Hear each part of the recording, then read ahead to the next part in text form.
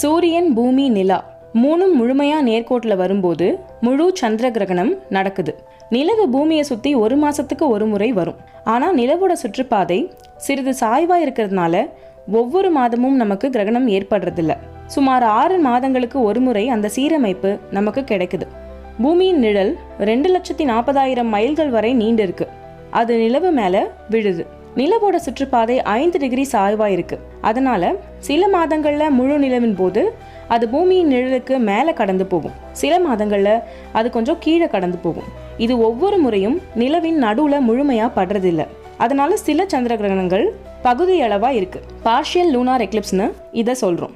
ஒவ்வொரு ஆண்டும் இல்ல ஒவ்வொரு 1.5 ஆண்டுக்கு ஒரு முறையும் முழு சந்திர கிரகணத்தை பார்க்க முடியுது.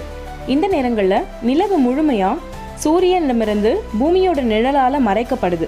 இந்த மாதிரி முழுமையின் போது நிலவு ஆரஞ்சு, சிவப்பு